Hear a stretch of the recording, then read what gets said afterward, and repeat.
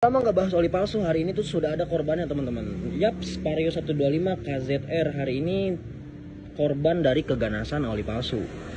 Jadi motor ini tuh datang ke bengkel gua, ownernya bilang jadi motor ini tuh punya dua keluhan. Yang pertama mesinnya berisik, yang kedua keluhannya tuh berbet. Nah, gua bilang ke si ownernya itu mau dibenerin berbet apa dibenerin mesinnya dulu. Nah, kata si ownernya biar dua-duanya tuh dibenerin dan motornya tuh jadi oke lagi. Nah, lalu yang pertama-tama tuh gue mau nyeptiin bagian mesin dulu cuy. Jadi suara kasarnya itu yang ada di dalam mesin ini mau gue hilangin. Baru kalau misalkan mesinnya udah sehat kembali, baru gue cari masalah perberbetannya lagi cuy. Dan ketika ingin melakukan proses pertune-upan pembongkaran mesin motor, gue bilang ke ownernya nanti buat proses pembongkarannya kita lihat bareng-bareng. Karena itu SOP dan keterbukaan dari bengkel gue teman-teman. Biar sama-sama enak dan saling percaya gitu. Jadi ownernya tuh mantau dari samping langsung teman-teman. Mantau dari proses motor belum dibongkar sampai motor udah dibongkar. Dan ketika ini motor dibongkar, gue nggak expect motor ini tuh terkena oli palsu cuy. Nah, gue bilang ke si ownernya, bro, ini kan motor lu agak sedikit berisik ya suaranya. Jadi ini tuh sebenarnya tuh suaranya tuh harusnya lebih berisik dari tadi.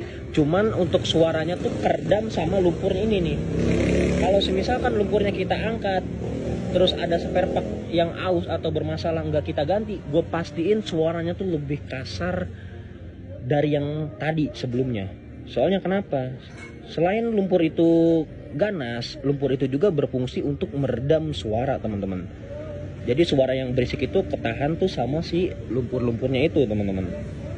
Nah, suara mesinnya tuh emang berisik, cuman nggak terlalu berisik. Berhubung kuping si ownernya masih normal, dia risih coy.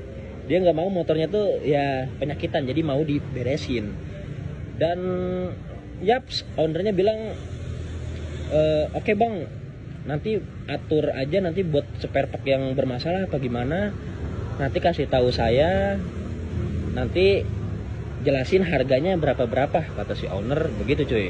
Dan yaps, itu stang seher sama bearing krek as bagian piston itu diganti cuy, dan kondisinya juga sudah sangat memperhatikan.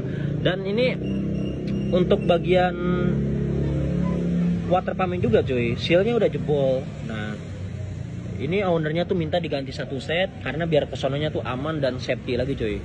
Dan ini motornya udah sehat teman-teman. Dan ini untuk permasalahan di berbetnya tuh ada di kunci kontak. Jadi kunci kontaknya tuh dia harus setengah teman-teman. Harus setengah, dia baru bisa nyala tuh. Kalau misalkan kuncinya dimentokin segini teman-teman, nah dia mati motornya. Jadi masalah berbetnya itu ada di bagian kontak.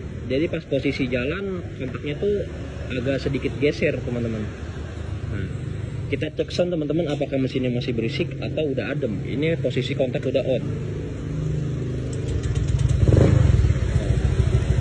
Aman teman-teman, mesinnya tuh adem, nggak berisik kayak tadi gitu.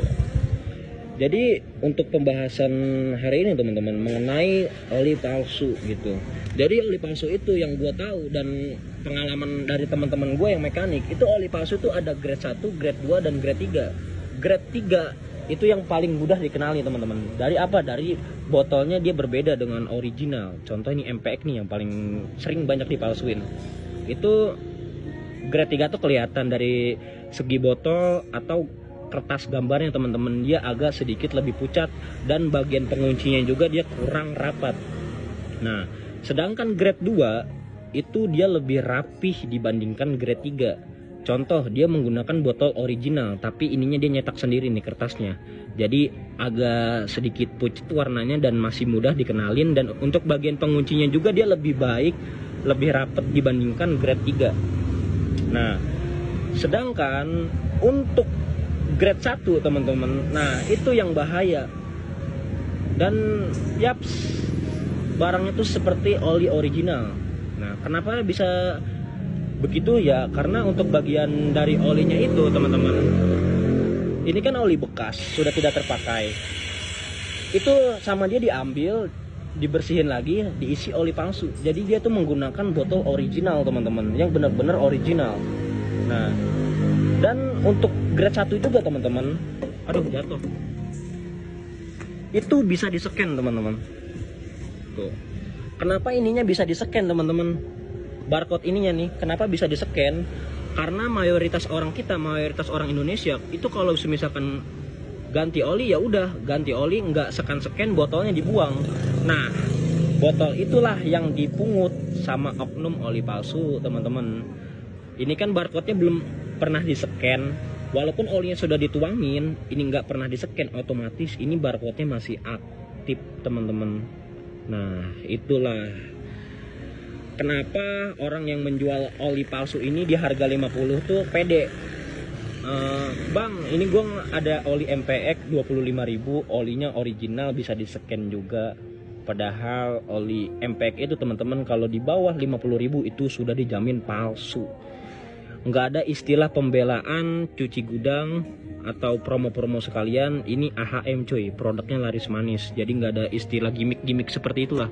Jadi jangan percaya, apalagi 30.000 udah dapat oli MPX sama oli Gardan. Jadi jangan percaya coy.